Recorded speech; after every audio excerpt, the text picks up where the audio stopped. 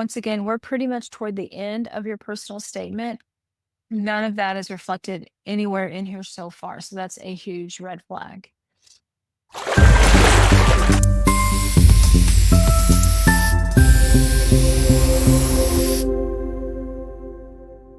All right. So we have another PS or BS to go through. So, first and foremost, thank you for sharing your story with me. I feel like there's a lot of things going on in here. So, I want to just jump right in.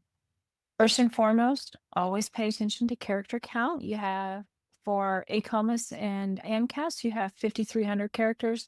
You're just a little bit under. I think the overall story needs a little bit of restructuring. So you might have some room to groove with some edits and, of course, the extra characters that you have coming in. All right. So I like to go piece by piece here. First and foremost, you have your opening story about your mom being in the hospital, and you spend a lot of this time talking about dad taking you to McDonald's every night while she was in the hospital and you didn't realize it, that type of thing. So there's a lot of detail here. I would imagine much of that can come out because I'm not sure it adds anything to the overall goal or overall tone of the story. But then we get to the next paragraph where you make a comment about witnessing my mom's physician manage her care and support my family through uncertainty made a lasting impression on me as I wanted to care for people like my mom. I think the sentiment is great and it potentially can be a good seed that kind of gets you launched into becoming a physician. That being said, it's really hard to relate to this because the story prior was about your dad taking you and your brother to McDonald's. And so I'm not sure where to go with this particular reflection. I like a reflection. I think this can be a good one. Just not sure it's the right one for where we are right now. So let's think about this for a minute. Obviously, mom is in the hospital. Obviously, she is getting care with her physicians and things like that. And you go on a little bit later where you talk about the firsthand experiences in healthcare. You saw the heart of medicine was more about what could be taught from a textbook. So these are your two reflections. But what it's not telling me is how this story about mom, whatever that story is, makes you want to become a doctor. So I really do think you need to think about this opening story. What was it about this experience that stands out to you as to why you want to be a doctor? Why you even want to explore medicine? Forget just being a doctor. I'm not getting any of that information out of this particular story. The other thing I want to point out is you talk about the care that your mom received. You talk about the firsthand experiences in healthcare, or you say those words, but your story shows none of that. So you might consider adjusting your story to tell that story. Maybe there's an exchange where the doctor talked to you about your mom's care, or you witnessed your doctor talking to your mom, or there's just more information about how the doctors from a distance took care of your mom and you saw her get better and it really intrigued you enough to want to explore it a little bit more. Something beyond just the conversation about going to McDonald's is probably what I would suggest. I didn't note it here, I noted it later on, but I think you ran with this whole theme of the heart of medicine was more than what can be taught from a textbook. And I feel like you started forming a theme. I'm not a big fan of themes. I think they can become a bit contrived. And so I'm going to point that out along the way and encourage you to rethink how you did that. Then you have this next story, and you start talking about working with children, that you had an interest in medicine, but you also were working or spending some time in the field of childcare. And then you start connecting the dots, shadowing a pediatrician, showed you something about the field of childcare and the connections they had. You reflect on watching I assume watching the pediatrician, you realize the same sense of connection and comfort you had created in childcare was essential in healthcare, played in a key role in building trust and supporting the healing process. So again, I think you have this story as it relates to your overall theme, but this story literally doesn't tell me anything at all about why you want to be a doctor. I honestly don't even know that you want to be a doctor. You haven't really talked about it. You haven't really mentioned it. And from this particular story and this particular reflection, you could just want to work with children. You want to be a child life specialist. You want to be a nurse. You want to be a psychiatrist or a psychologist or a therapist. I really don't know because you don't really talk about anything in that reflection about what this means to you in terms of why you want to be a doctor. So there's a lot of gaps here in this story. And similar to what I said earlier, there's really no story. You're just telling me about a pediatrician that you shadowed and how he uses his expertise to treat patients.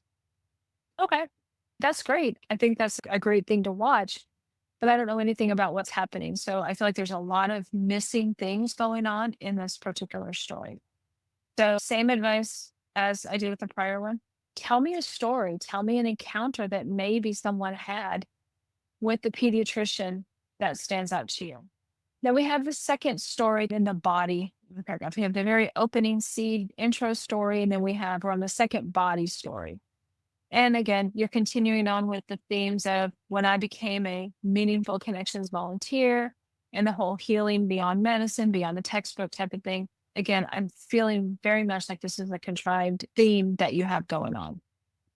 So you talk about Rob, the elderly man, you had a good connection with him, you chatted with him, he seemed very happy.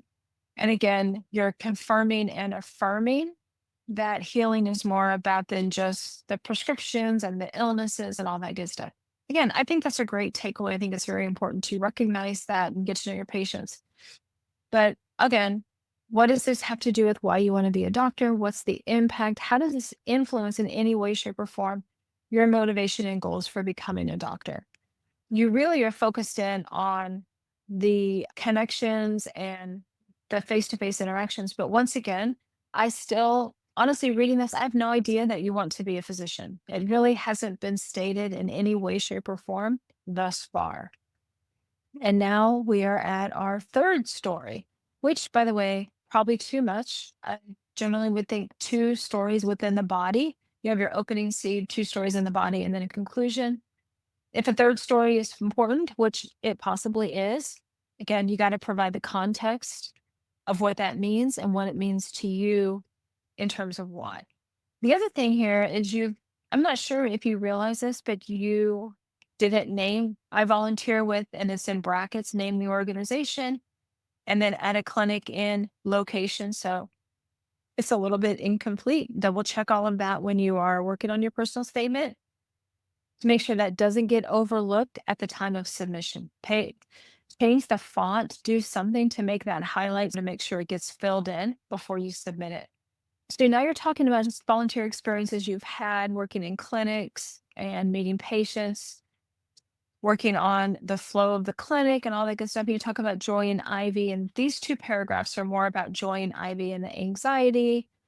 And Joy, I think it was Joy, wanted to or Ivy was the elderly mother.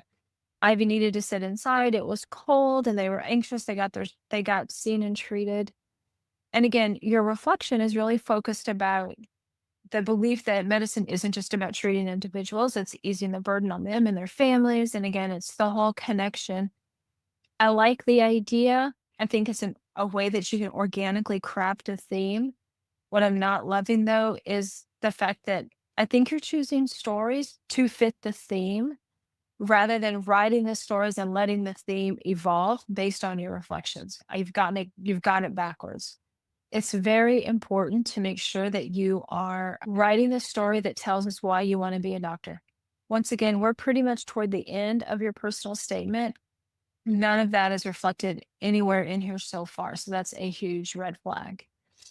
And then, of course, you talk about the conclusion. So, again, being a physician is more about diagnosing. Okay, that's great. However, why do you want to be a doctor? And so then we are 5,000 plus characters into this.